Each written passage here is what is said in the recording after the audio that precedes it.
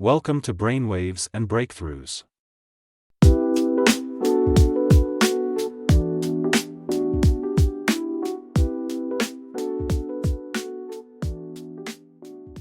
All right, everyone, get ready for a deep dive. Today we're going under the hood to explore something that might seem pretty basic at first. Car engines.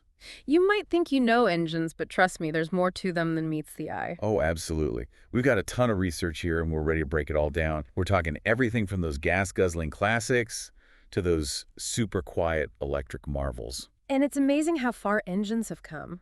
Those clunky, smoky beasts of the past have evolved into the sleek, powerful, and cleaner engines we see today. It's pretty mind-blowing, right, to think these hunks of metal are harnessing explosions to move us around at crazy speeds? It's all about transforming energy, taking the chemical energy in fuel and turning it into mechanical energy. That's what makes your car go. So we've got these mini explosions happening inside.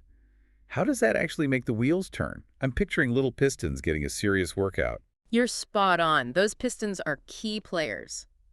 Think of a chain reaction of mini explosions, each one pushing a piston. That back and forth motion gets converted into rotational force, which ultimately drives the wheels. So it's like a carefully choreographed dance of explosions, creating a symphony of motion. But I'm guessing there are tons of different ways to design these engines, right? Absolutely. Just like hearts in the animal kingdom, each with its own unique way of pumping. I like that analogy. So let's break down this engine family tree. We've got gasoline engines, the ones most of us are familiar with. Right, the most common type. They rely on that spark-ignited combustion we talked about, using gasoline as their fuel source. And then there's diesel, electric, and even those hybrid engines.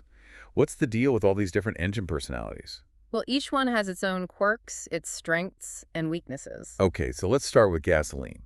I've heard of things like variable valve timing and direct injection, but they always sounded so technical. They might sound intimidating, but it's all about improving performance and efficiency. Variable valve timing, for example, lets the engine adjust when the valves open and close based on how you're driving. Oh, I see. So it's like the engine can breathe more efficiently depending on whether you're cruising down the highway or stuck in traffic. What about direct injection? How does that work? It's all about precision. Direct injection injects fuel directly into the combustion chamber instead of mixing it with air beforehand. So it's like a more targeted approach, making sure we're getting the most bang for our buck out of every drop of fuel. Pretty cool. And what about those diesel engines? They seem to be the workhorses of the engine world. They are. Diesels are known for their torque, which is that rotational force that gets things moving. Plus, they're usually more fuel efficient than gasoline engines. But they can be a bit noisy, right? And I know there are concerns about their emissions. That's true, but there's a lot of research going into making them cleaner. Now, let's move on to the quiet kid on the block, the electric engine. Ah, yes, electric cars.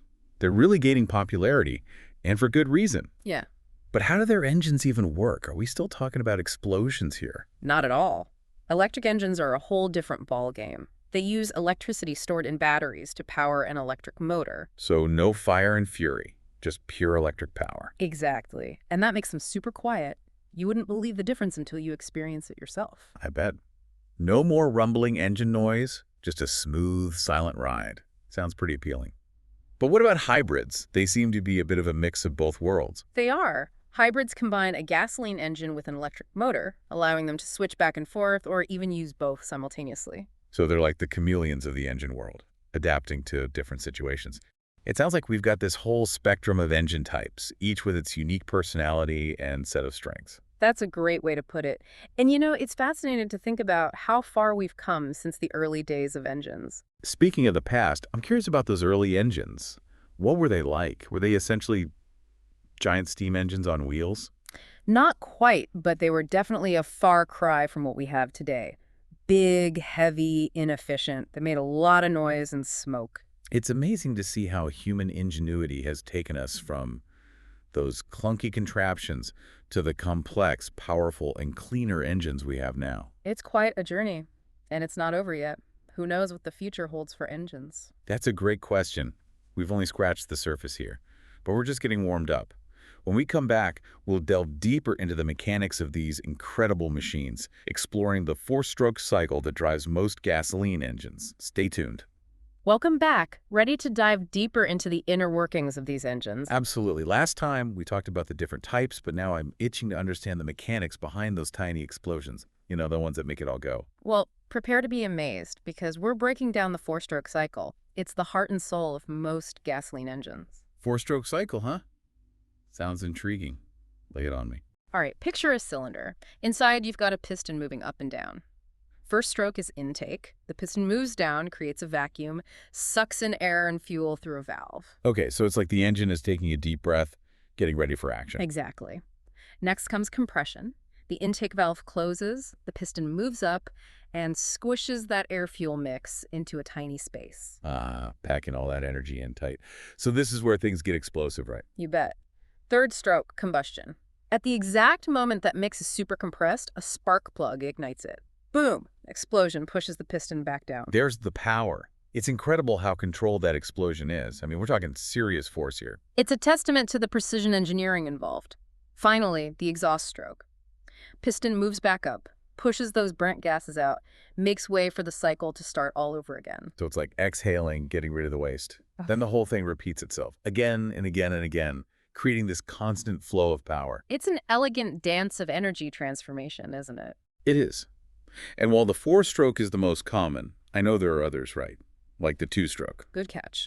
Two strokes combine some of the steps, so they're simpler, often found in smaller engines like lawnmowers.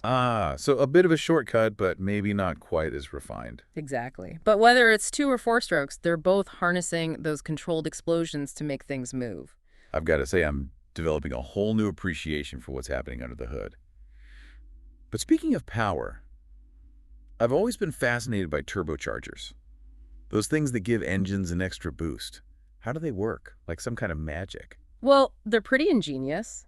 Think of a turbocharger as a tiny turbine powered by exhaust gases. It spins a compressor, which forces even more air into the engine. Wait, so it's like recycling the engine's own breath to create more power? That's wild.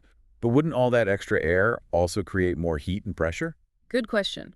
That's where intercoolers come in. They cool that compressed air down before it hits the cylinders, preventing overheating. So it's like a delicate balancing act, squeezing out as much power as possible while keeping everything under control. But with all this talk about combustion and explosions, it makes me think about the future. Climate change, sustainability, and all that. Where do car engines fit in all of this? That's a crucial question. The future of engines is intertwined with the future of our planet. Right. So are gasoline engines going the way of the dinosaurs? Or can they evolve to be more eco-friendly? Well, electric vehicles are definitely on the rise, but gasoline engines aren't disappearing overnight. In fact, there's a lot of work being done to make them cleaner and more efficient. So we're talking about those technologies we discussed earlier, like variable valve timing and direct injection. Absolutely. We're also seeing things like cylinder deactivation, which shuts off cylinders when they're not needed, saving fuel. And there's research into alternative fuels like hydrogen and biofuels. That's good to hear. So maybe there's hope for those of us who love the rumble of a good engine, but with a greener twist.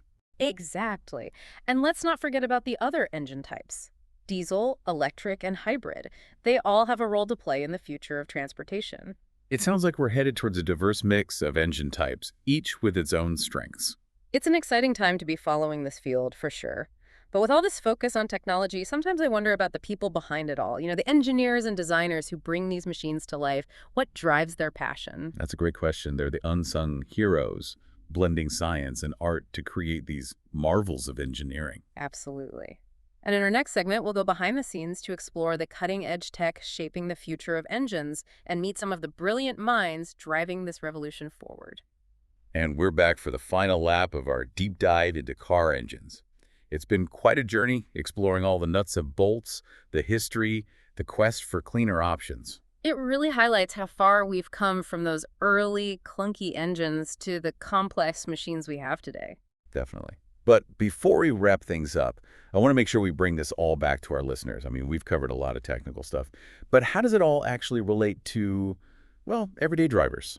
That's a great point. I think the biggest takeaway is that understanding how engines work can really empower you as a car owner. Totally agree. It can make those conversations with mechanics less intimidating. I remember feeling so lost when they started talking about pistons and whatnot, but now I can at least follow along and ask the right questions. Exactly. Knowledge is power, especially when it comes to something as important as our cars. And I think beyond just the practical side of things, there's a beauty in appreciating the complexity of these machines. It's amazing to think about all those moving parts working together in perfect harmony to create motion. But we can't forget about the impact on the environment, right? Absolutely. That's where the real importance of this discussion lies. As we face climate change, the way we power our vehicles is crucial. I mean, we've got gas, diesel, electric, hybrids. How do we even choose what's best? Right. It can feel overwhelming with all the options out there. It is, and there's no one-size-fits-all answer. Each type has its pros and cons. It all depends on what you need and what's important to you. So someone who's all about reducing their carbon footprint might go for an electric car, while someone who needs the power and range of a diesel for hauling or long trips might choose a cleaner diesel option or a hybrid. Exactly. And who knows what kind of new engine options we'll see in the future. Technology is constantly evolving. It really is an exciting time. But I think it's important to remember that technology alone isn't the solution. I couldn't agree more. We need to think bigger.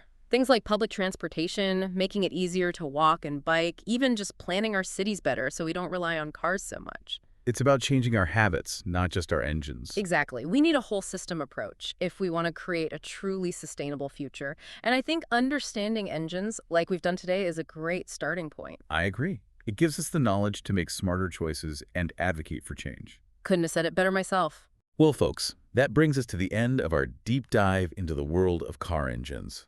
We've covered a lot of ground today, from those tiny controlled explosions to the quest for cleaner, greener solutions. We've explored the mechanics, the history, the environmental impact, and even peeked into the future. It's been quite the ride, but remember, this is just the beginning. Keep exploring, keep learning, and stay curious. Who knows? Maybe one of you listening will be the one to design the revolutionary engine that changes the world. That's a great thought to leave on. Thanks for joining us on the deep dive. Until next time, keep your curiosity fueled.